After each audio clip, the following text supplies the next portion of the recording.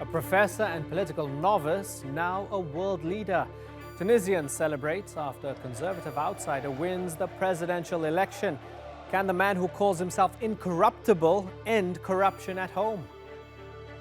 I'm Imran Garta, and today's newsmaker is Saied.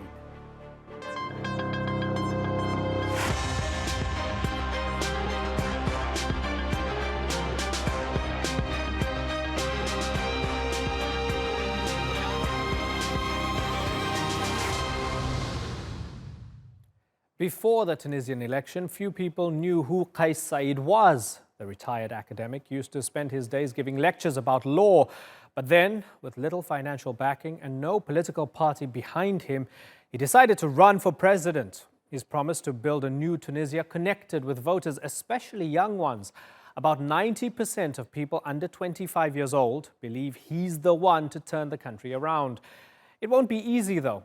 This is only the second free presidential election in the country since the Arab Spring in 2011, and corruption, a poor economy, and social unrest still plague the nation. The president-elect says he'll reform Tunisia, but with a polarized parliament, can he achieve all he hopes to? That debate in a moment, but first, Adam Pletz has this report.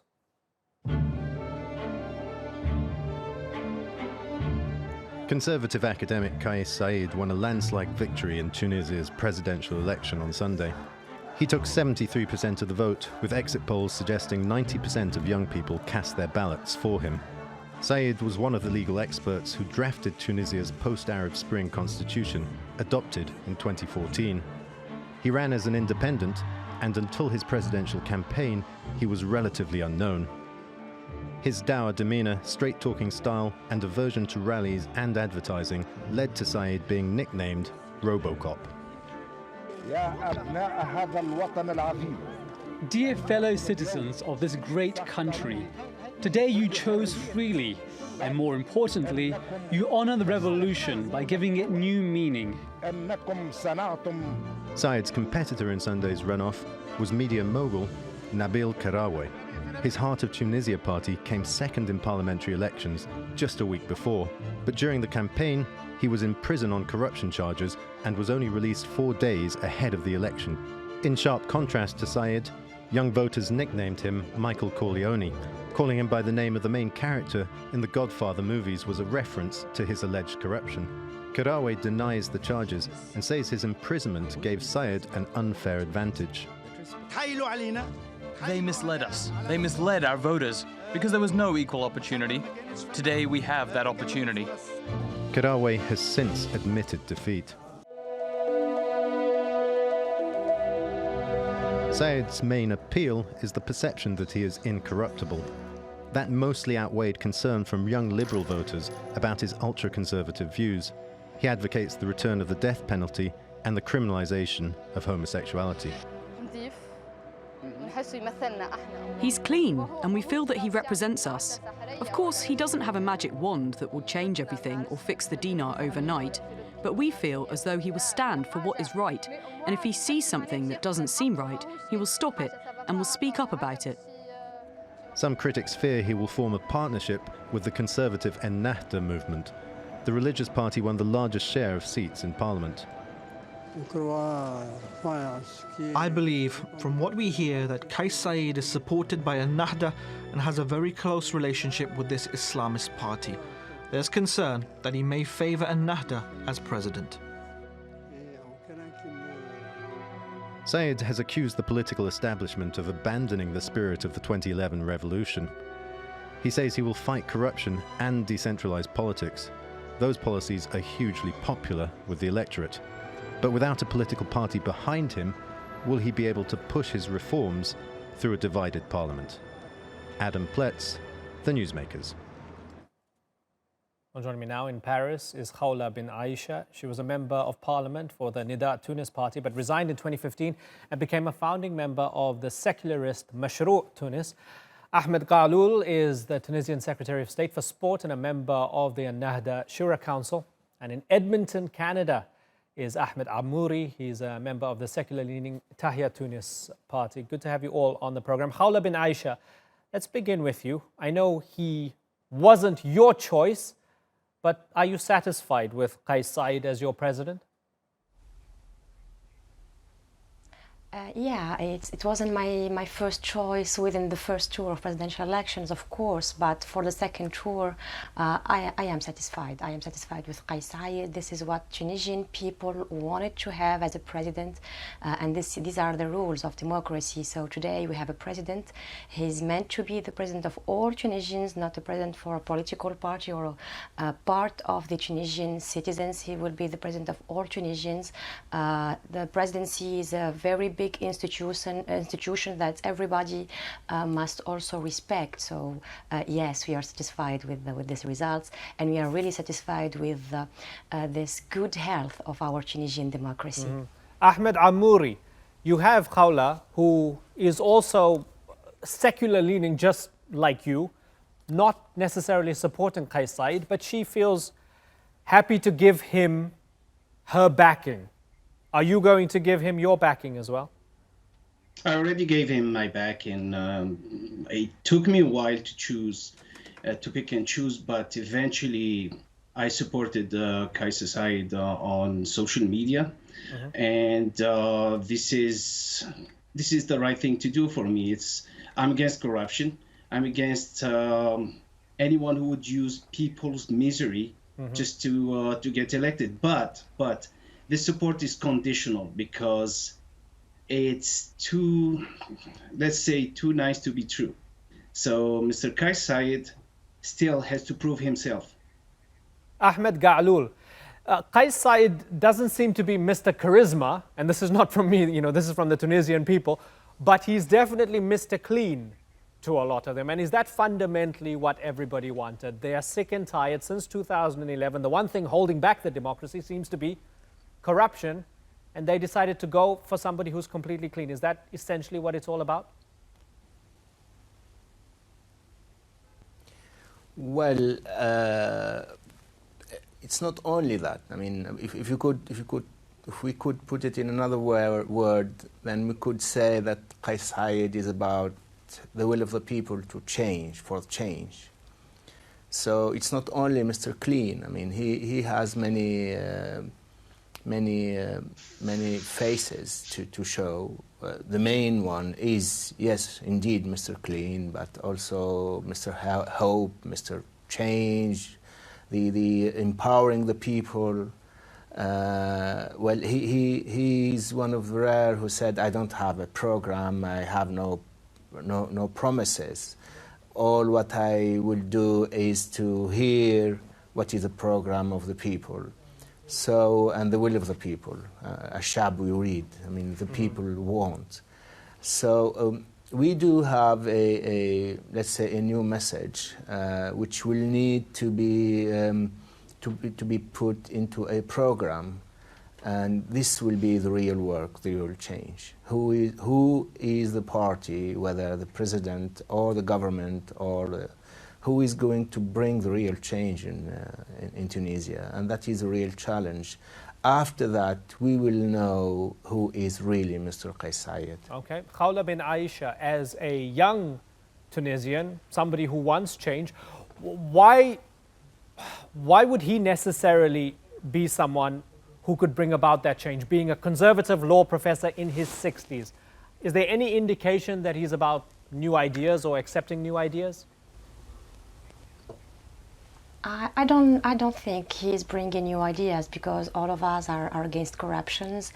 Tunisia suffers after the revolution of corrupted political class, corrupted parliamentarians too. So this was natural that everybody was against corruption. He's talking about decentralization, but let me remember that at the 7th chapter of the Tunisian constitution, we have decentralization. I worked on the code of collective localities. So he's talking about things that are existing, but maybe that were not put into practice. Today we are also forgetting that the main power isn't within the hands of the President of the Republic, but within the Parliament and the next government. So we have to wait to see who will be our chief of government, how will be this government composed, and how will the Assembly also will be dealing with either the government and the Presidency of the Republic. Right. So Ahmed Amouri, so as has been pointed out quite accurately by Khawla, the president being responsible for foreign policy, defense and national security, the Prime Minister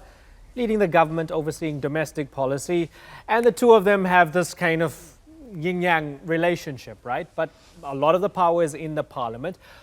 Tell me why Kais Saied can be that glue to bring these things together and can possibly provide the leadership to have a unified parliament. Is that possible?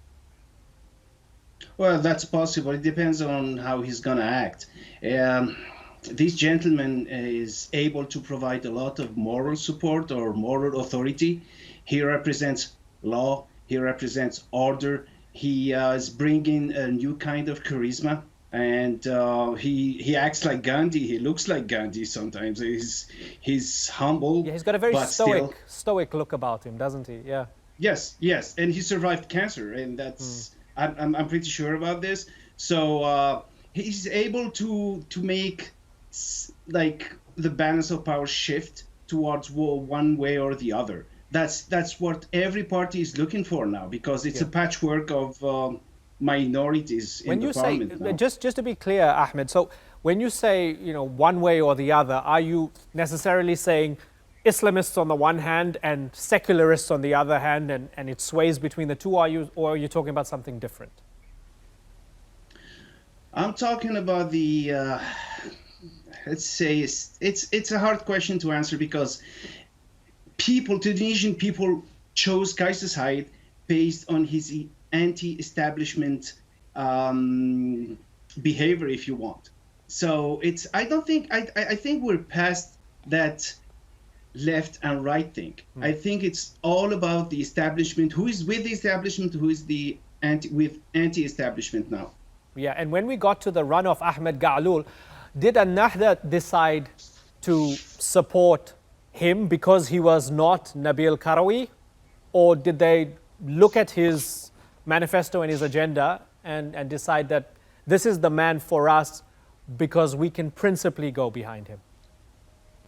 Well, our man was Mr. Abdel Fattah Mourou. I mean, his agenda and his principles, and so that is our first choice. Part of the answer, yes, it is because he's not Mr. Karoui, not in person, but as a program, and mainly because of what he symbolizes. I mean, there is a strong message which the Tunisian people have given to all the political parties, one of which is another party. So, and that message is symbolized, or let's say summarized in Mr. Kais Saied. And we thought and we believe that we do have the obligation to listen to the people. And I think by listening to them and choosing Mr. Kais Saied as the candidate who is worthy of our support, I think we've made the right change. Right now, and I think we were, and the Tunisian people, we were successful in that decision. Right now, we need to move forward. That is, all those symbols, let's say Mr. Clean and Mr. Honest and Mr. Justice and Mr. People, we need to put all of that into a real program, and people will need to see that into their everyday life. And we need to know also that Tunisia has changed. We do not have a president of republic who monopolizes all executive powers. He has power, but it is a very narrow circle of power.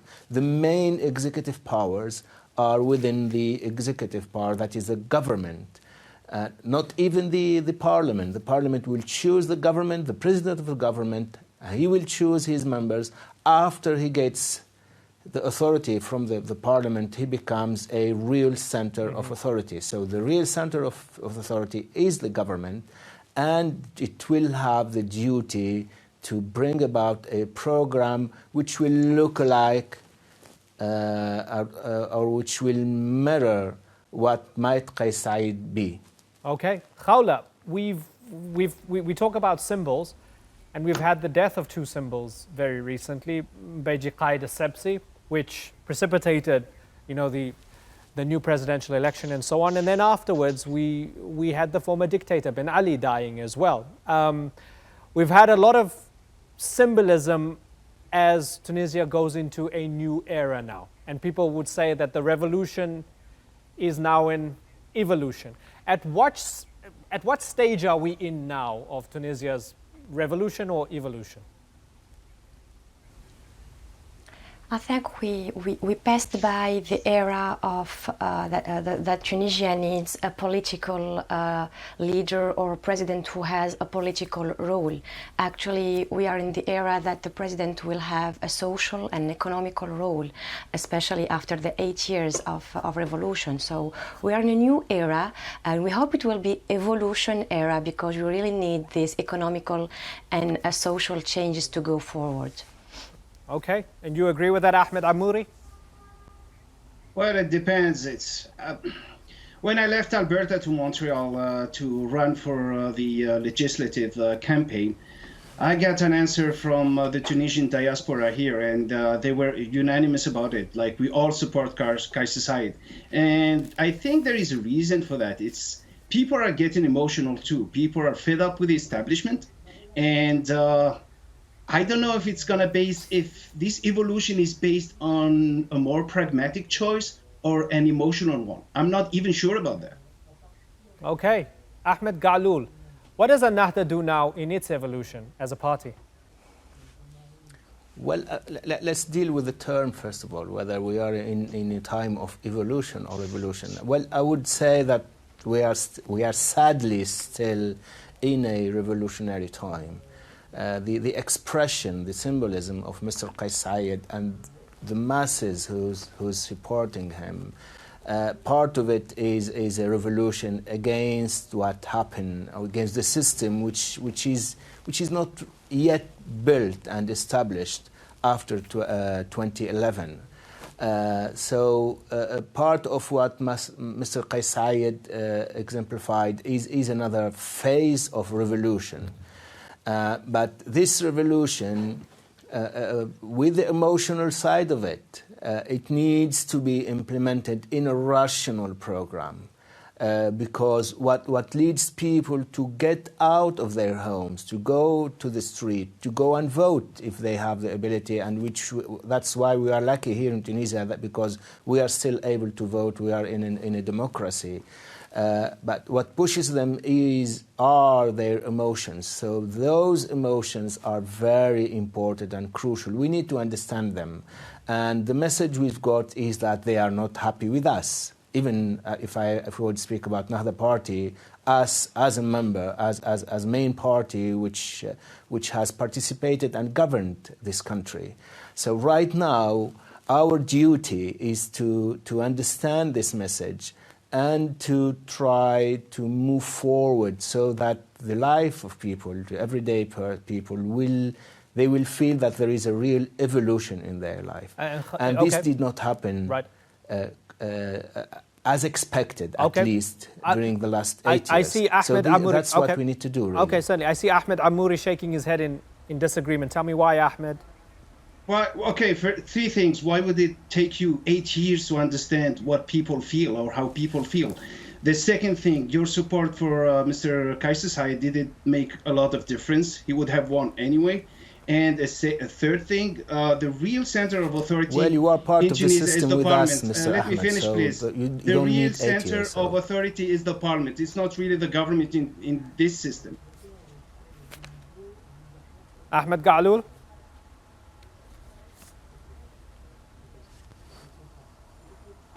Yes, I would say to my friend Ahmed, you are also part of the system, and you need to show to the people that also you did get the answer, and you have a message which has been delivered to all of us. So we need to understand it, and we need to be responsible towards that message. Yeah, it didn't take me 8 years to understand that, though. That's my point. Okay, listen, gentlemen. It's been a fascinating discussion with all of you. I didn't hear what he said. Okay, listen, and we're going to invite you all back on the program sometime soon. Khawla and the two Ahmeds, it's been a pleasure talking to all of you. I want to take a slightly different perspective now. And joining me now from Middletown, Connecticut is Tunisian affairs analyst Mohamed Dhia Hammami. Mohamed Dhia, you've been listening to the conversation preceding you for the past 20 minutes or so. Does that accurately describe the state of Tunisian democracy right now? Well, I agree on Mr. Gaaloul's description of Tunisia as still being in a revolutionary process, and that's how President-elect Kais Saied described it. However, I don't think that the Tunisian democracy right now is functioning. It just needs the implementation of chapters of the constitution, like Mrs. Khawla Ben Aicha suggested. The proposal of Kais Saied is very different from what the Tunisian constitution that was adopted in 2014 presents as a form of local government. He wants to reshape the Tunisian democracy, give more power to the local government, and build a sort of bottom-up representation that is very different from the adjustments that were adopted in the 2014 constitution that are not radically different from the 1959 constitution. Right. And what's in his way? Who's going to get upset as he tries to rebuild it from the bottom up? Are there going to be some powerful people standing in his way? Yes, definitely. First of all, the parliament is very fragmented, so it will be very difficult to get the support for any reform. Second, the major political party in Nahda doesn't agree with him on his views regarding the new architecture of the state. And third, what we call the establishment or the system is not composed only of political parties or the political elite.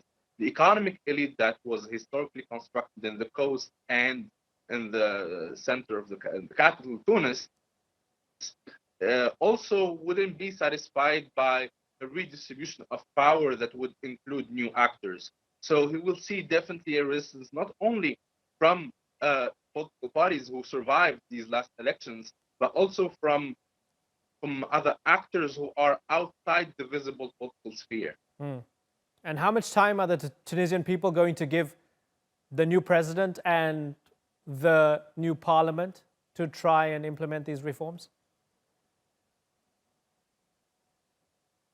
Kais Saied, during his campaign, said that he doesn't have any promises, and he will assume the consequences of his failure if he fails to deliver.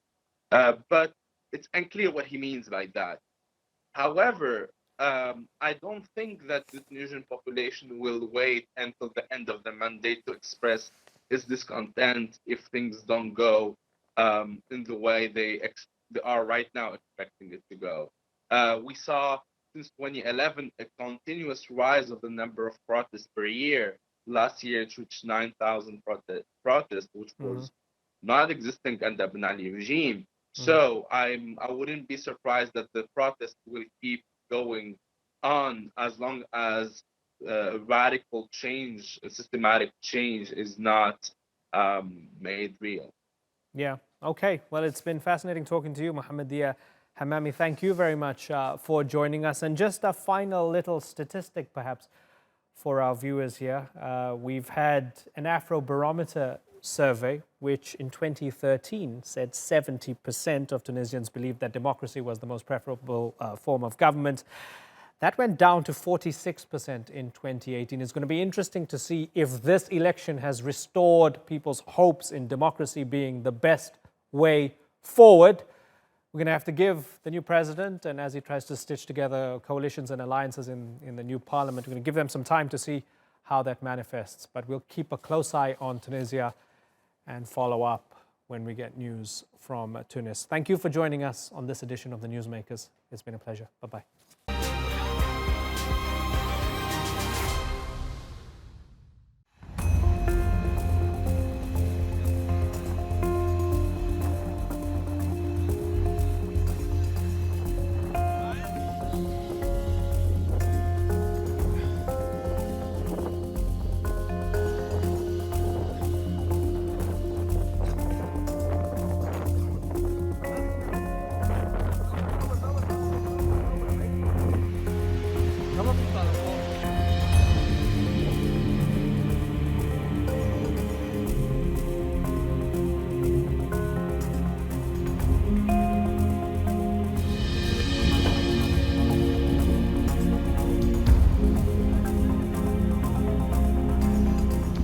النار ما خلت شيء قد ما كانت قوية، ما خلت لا خضار ولا خلت حيطان ولا خلت شيء، كنت ملتهبة كثير كثير كثير.